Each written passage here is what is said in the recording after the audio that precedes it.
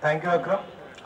Our guest, Mr. Anshuman Yadav, is an Indian Police Service officer of 1998 batch and currently is the Deputy Director of National Police Mission in the Bureau of Police Research and Development, New Delhi. Recently, on the occasion of Republic Day, he was awarded the Police Medal for meritorious service. So without wasting much time, I would invite Mr. Anshuman Yadav with these lines of poetry. आँखों के चिरागों में उजाले न रहेंगे, आँखों के चिरागों में उजाले न रहेंगे, आ जाओ के चाहने वाले न रहेंगे. Please give a big round of applause for Mr. Anshuman Yadav.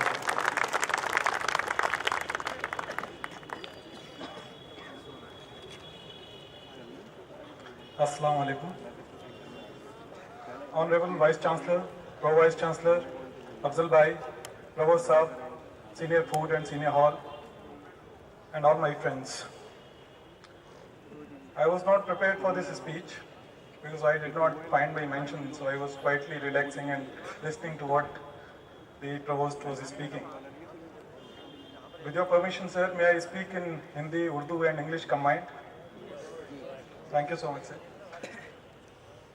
जब मुझे मेरे साथियों ने यहाँ से इनवाइट किया अलीगढ़ आने के लिए सुलेमान हॉल के फंक्शन में, बहुत सारी यादें ताज़ा हुई. हम लोग यहाँ 1987 में आए थे बीए ऑनर्स करने पॉलिटिकल साइंस में, और उस ज़माने में जो अलीगढ़ के बारे में लोग सोचते थे, काफ़ी लोग या घर के लोगों ने भी कहा कि वहाँ कैसे रहोगे, कैसे पढ़ोगे. अभी 2-3 साल पहले सैनिक स्कूल लखनऊ, जहाँ पे मैं पहले पढ़ता था, उसके 50 साल का जब फंक्शन मनाया गया तो उनके स्टूडेंट्स हमसे पूछने के लिए आए थे कि आप क्या कहना चाहेंगे. तो मैंने कहा कि मेरी 3 माएँ हैं. एक मेरी माँ जिन्होंने मुझे पैदा किया, दूसरा सैनिक स्कूल लखनऊ, और तीसरा अलीगढ़ मुस्लिम यूनिवर्सिटी. अगर जिंदगी में अगर मैं कुछ हूँ या कुछ बात कर सकता हूँ, लोगों से मिल सकता हूँ, उनकी मदद कर सकता हूँ, तो उसके लिए सबसे पहले मेरी माँ, फिर सैनिक स्कूल लखनऊ, और जो मुझे ज़िंदगी में तमीज़ तहजीब सिखाई वो अलीगढ़ मुस्लिम यूनिवर्सिटी ने सिखाई. और आज सुलेमान हॉल वो माँ का आंचल है जिसमें आने का हमको मौका मिला है. यहाँ पे हमने न सिर्फ कंपोजिट कल्चर, बल्कि किस तरीके से जो मसाइल उस समय मुल्क जिनसे दो चार था, कैसे उनका मुकाबला करना है, कैसे साथ साथ चल के उनको सॉल्व करना है. वो बाबरी मस्जिद एजिटेशन का ज़माना था, उसमें हम सब लोगों ने साथ मिलकर के, चाहे हिंदू हो चाहे मुसलमान, जब सेकुलर फैब्रिक खतरे में था, मिलकर लड़ाई लड़ी. खलील भाई, आपको याद होगा कि हम लोग जेल भी गए. बहुत सारे लोग तरह तरह की बातें करते थे, लेकिन जो उस समय हमने चीज़ें सीखी, और उन्हीं चीज़ों से आज जो हिंदुस्तान एक मुल्क है, एज ए कंसेप्ट जो चल रहा है, वो हिंदू मुस्लिम भाईचारे की वजह से चल रहा है. बहुत सारी ताकतें सियासी कारणों के कारण उसको डिवाइड करने की कोशिश करती हैं, लेकिन जो अलीगढ़ मुस्लिम यूनिवर्सिटी में लोग पढ़ के जाते हैं और उसके एम्बेसडर का काम करते हैं, वो मुल्क को जोड़ने का काम करते हैं. अभी जिक्र हो रहा था कि बहुत सारे लेटर्स अखबारों में हमारे स्टूडेंट हैं, उनके छपते हैं. उस ज़माने में मैं टाइम्स ऑफ इंडिया में बहुत सारे लेटर्स लिखा करता था. तो मैंने लिखा था कि एएमयू के बहुत सारे सेंटर्स होने चाहिए, और बहुत खुशी की बात है कि पिछले 2-4 साल में हमारा मुर्शिदाबाद का सेंटर आया, केरल का सेंटर आया, और उसमें मैंने यही लिखा था कि हिंदू मुस्लिम अगर कोऑपरेशन को बढ़ाना है तो एएमयू जैसे सेंटर्स जब तक नहीं आएंगे तो वो मुमकिन नहीं हो पाएगा. मुर्शिदाबाद में हमारे बहुत सारे साथी काम कर रहे हैं. बहुत खुशी होती है जब वो वहाँ की प्रोग्रेस बताते हैं. ये ज़रूरी है कि उसमें समय लगेगा. जो स्टैंडर्ड्स एएमयू में है वहाँ पे कायम होने में वक्त लगेगा. शुरुआत में सभी जगह तकलीफें आती हैं. आप सभी लोग वाकिफ़ हैं कि सर सैयद अहमद ने जब यूनिवर्सिटी शुरू की तो कितनी तकलीफ़ों का सामना करना पड़ा था. लेकिन अगर अहद है, इरादा है, तो निश्चित रूप से उसमें कामयाबी मिलती है, और इंशाअल्लाह हमारे वो सेंटर्स भी बहुत जल्दी कामयाब होंगे और पूरे मुल्क को जोड़ने का काम करेंगे. अफजल भाई न सिर्फ अलीगढ़ के वास्ते से हमारे बड़े भाई हैं, पुलिस में भी हमारे बड़े भाई हैं. उनकी मोहब्बत हमें हमेशा मिलती रहती है, और जब आज मैंने यहाँ के सुना कि वो यहाँ पे तशरीफ ला रहे हैं तो बहुत खुशी हुई. उनसे भी हमने जीवन में बहुत कुछ सीखा। बड़ी से बड़ी मुश्किल को कैसे आसानी से वो फेस करते हैं, हर वक्त मुस्कुराते रहते हैं। और यही बात अलीगढ़ से हम लोग उनको सीख करके जानी चाहिए कि कितने भी मुश्किलात आए, अगर हम हंस के मुस्कुरा के उसका सामना कर सकते हैं तो निश्चित रूप से हमको कामयाबी मिलेगी। आवाज़ की जो पहल आपने की है उससे मुझे बहुत मसरत हासिल हुई है। बहुत खुशी की बात है कि अगर सुलेमान हॉल से ये जो चीज़ शुरू हुई है वो आगे जाएगी। हम लोग छोटा मोटा काम एक अनुभूति सेवा समिति के जरिए कर रहे हैं पटियाली में। वहाँ पे जो एक national council for promotion of Urdu language का कोर्स हम लोग चला रहे हैं, बच्चों को एमयू के लिए तैयारी भी कराते हैं। तो अगर ये चीज़ें साथ में चलेंगी तो इससे बहुत अच्छे रिजल्ट सामने आएंगे। और जहाँ तक अलीगढ़ मुस्लिम यूनिवर्सिटी का सवाल है तो आप लोगों का और ख़ास तौर से सुलेमान हॉल, आगा खान हॉस्टल का इतने एहसानात हमारे ऊपर हैं कि जब भी आप आवाज़ देंगे हम यहाँ पे हाजिर रहेंगे। आपने मुझे याद किया, बहुत बहुत शुक्रिया।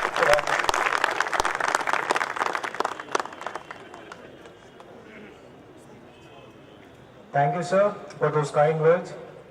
Our guest of honor this evening, Mr. S.M. Afzal, is an IPS officer of the 1990 batch. He served as the registrar of Aligarh Muslim University and Jamia Millia Islamia, and is currently the Inspector General, Special Establishment, Lokayut Gwalior, Madhya Pradesh. So without wasting much time, I would like to call our guest of honor, Mr. S.M. Afzal, to laud the podium with these lines of poetry. गुलों में रंग भरे बादे नौ बहार चले, चले भी आओ कि गुलशन का कारोबार चले। कभी शाखो सब्ज़ो बर्ग पर, कभी गुंचो गुलो खार पर, मैं चमन में चाहे जहां रहूं मेरा हक है फसले बहार पर।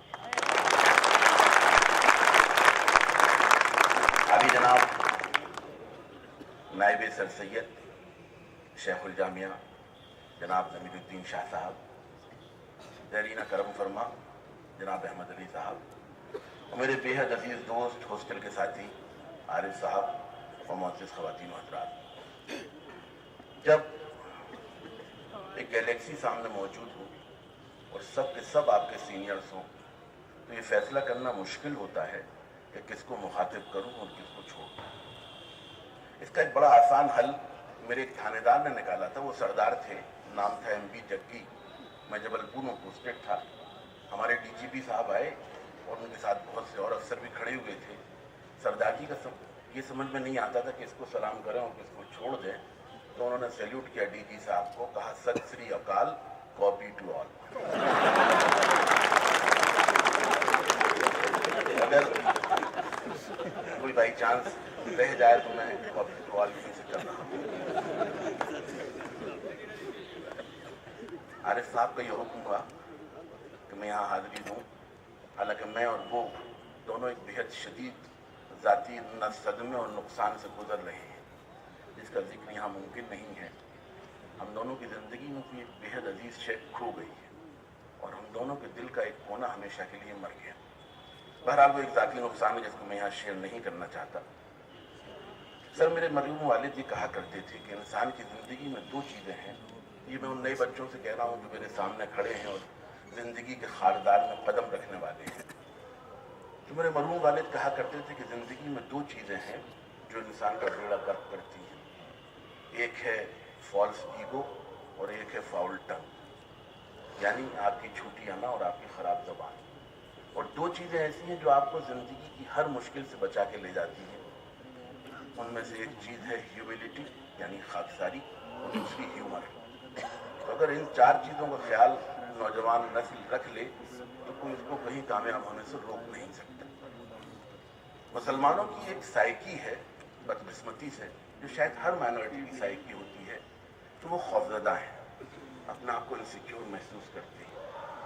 उनको अफसोस करने की क्या ज़रूरत है? जब काबे को पासबान मिल जाएं बुतखाने से तो उनको घबराने की क्या ज़रूरत है? जब तक अंशुमन यादव जैसे हिंदू मौजूद हैं, उनको अफसोस करने की क्या ज़रूरत है?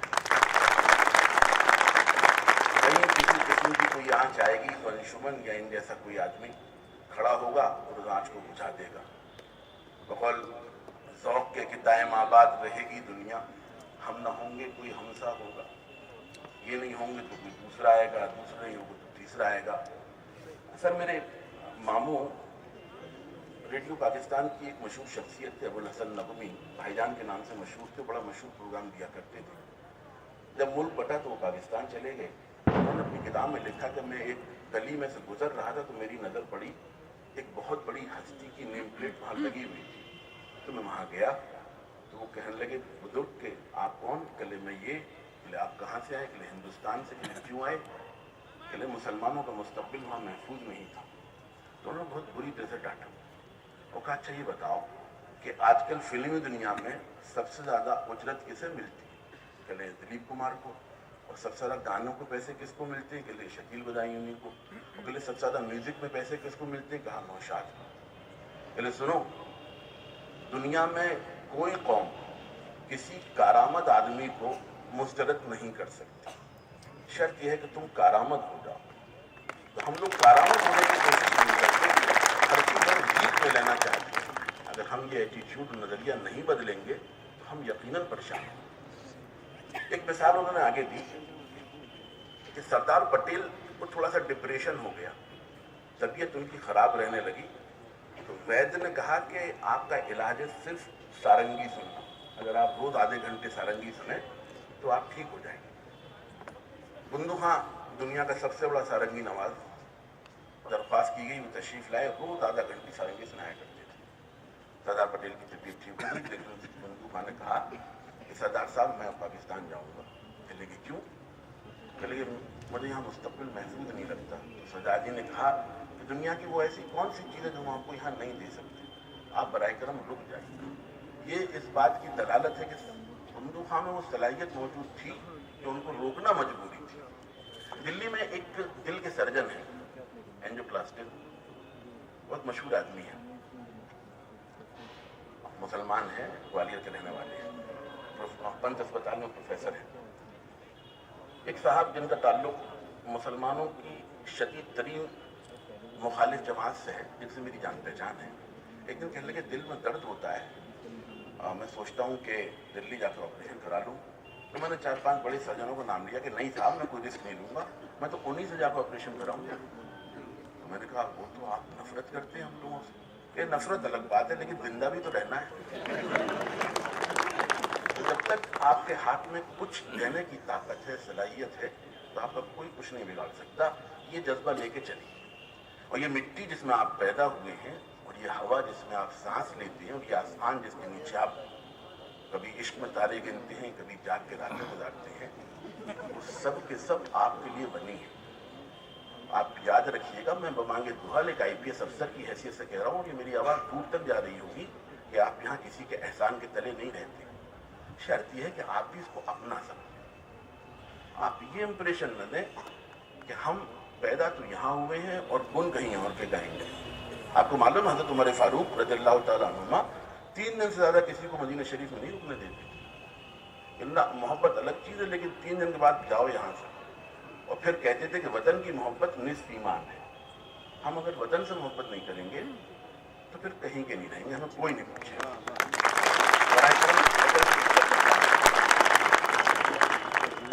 एक और चीज़ मैं अर्ज़ करना चाहता था कि हमने आमतौर पर मेहनत करने का जज्बा बहुत कम हो गया है। आपके सामने हिंदुस्तानी फौज के 2 बेहतरीन अरकान बैठे हुए हैं, लेफ्टिनेंट जनरल साहब और ब्रिगेडियर साहब, और ये सब जानते हैं कि फौज में कर्नल के बाद प्रमोशन एक बहुत मुश्किल काम है। माफ कीजिएगा टीचर साहबान से मैं हाथ जोड़ के कह रहा हूँ, इतनी आसानी से यूनिवर्सिटी में प्रमोशन हो जाता है वहाँ कोई सोच भी नहीं सकता।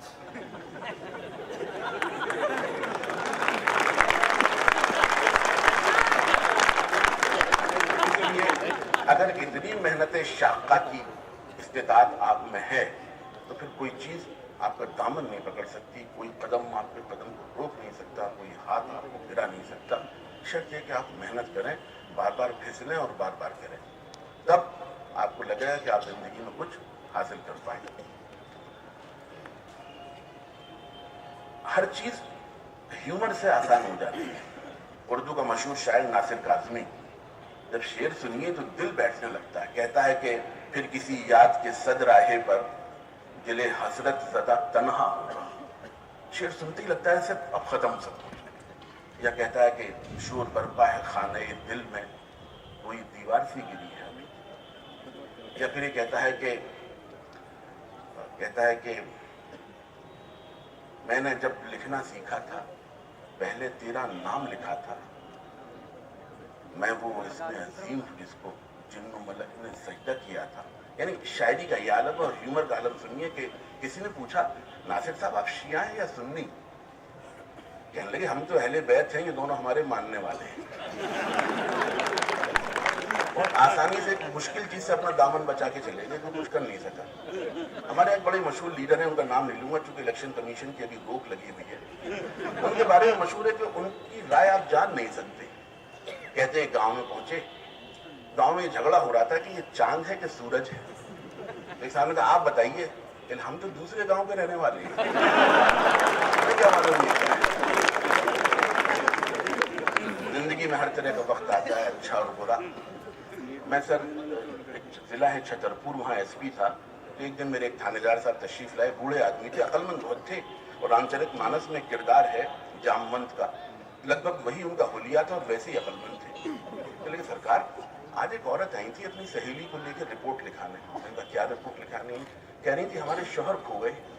मतलब खोए कहाँ होंगे, भाग गए होंगे, खोता किसका शौहर है?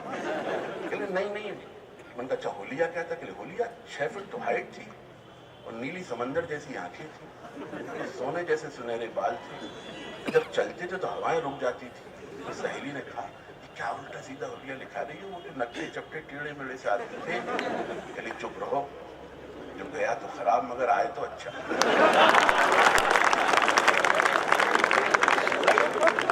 मेरी तकरीर को 9 मिनट हो चुके, मैं गिन रहा हूँ। 10 मिनट का वक्त तारिक साहब ने दिया है। अब मैं अपने उस्ताद और मशहूर शायर शहरयार साहब का एक शेर पढ़ के आपसे रुखसत लेता हूँ कि जिंदगी में अभी रंगीनी भी है रानाई भी, जिंदगी में अभी रंगीनी भी है रानाई भी, जिंदगी से अभी दामन न छोड़ा मान भी जा। बहुत बहुत शुक्रिया।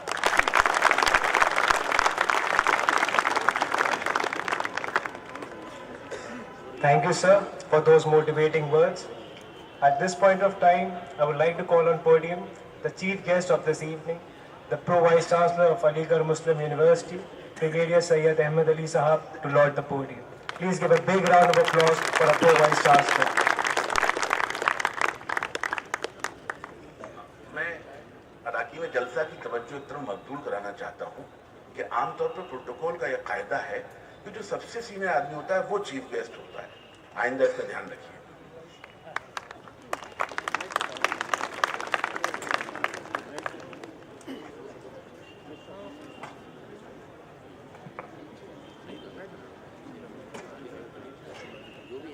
The Vice Chancellor,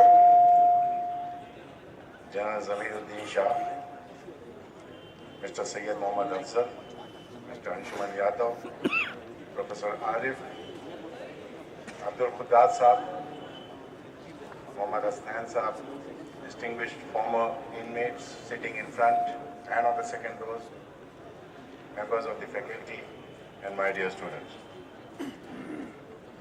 Afzal Sahab has just regaled you with beautiful verses, interspersed with humor and wit.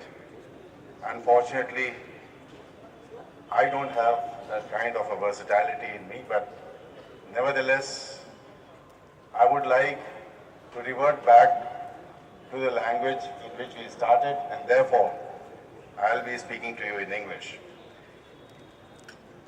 Ladies and gentlemen, boys, annual function of any hall is an occasion to remember. I am seized with this fact, and let me start by congratulating you that this is the second consecutive year of my stay in ABU that I am attending your hall dinner with so much of gusto, so much of josh, so much of spirit in you. Last year, I remember, I came down from Nadeem Tareen Hall. I was a bit late, but I am happy today that I am sitting from the start to the finish. It's a tradition which has been on since last so many years, and I would request you to please uphold this tradition and let not a single year pass by without this annual hall dinner or this annual function. This is imperative for your grooming, for your well-being, because this is all that you recall many, many years down the memory lane when you are well settled in your life. Traditions are also a matter of honor. Every organization which is old enough, like our university, has set piece traditions. Those traditions not only should be respected, but they must be upheld at all costs. And I'm so glad to observe that you have successfully upheld those traditions this evening. Boys, you belong to one of the elite fraternity of the university, that is the engineering faculty. I am seized that you have come through a very stiff competition, and you are the selected lot who are today now studying engineering and residing in Sir Shah Suleiman Hall. You have everything in you that requires a man to stay afloat amidst the difficulties of life. The very fact that you are the chosen few amongst the 59,000 people who appeared for examination for engineering entrance test at 9 different centers in the country speaks volumes of your competence, your ability, and your ability. Therefore, I'll take it forward to what Afzal Saab said, that you take that your BTech is a stepping stone for future achievements in life. Today, take my words, because I am father of 2 engineers' sons, BTech is just the basic degree for future laurels and ahead. Mere BTech will not suffice, and therefore all those of you who wish to go further in life will have to use this BTech degree, which has opened your minds, it has unleashed your thought process, it has brought you to a level where you can stand up and compete with anybody, anywhere in India. And therefore, I would sincerely implore you to think about competition. We want more and more of you to be like Yadav Saab and Afzal Saab, amongst the committee of the government servant at senior positions. I would be rather happy if 5 years down the line I meet some of you who is a commissioner of a place, a district magistrate of a district, or maybe a senior police officer. It is a requirement of the hour. Believe you me, it is the need of the day that I would love to see a very large majority of our students competing. Now for that, all that you require is a resolute will. If you have the will, the nature will help you in every possible manner. The choice of making will is with you. Once you have resolved that I want to become an IAS officer or an army officer, nobody can stop you in this world. I can assure you. Because as I said, you are the filtered lot.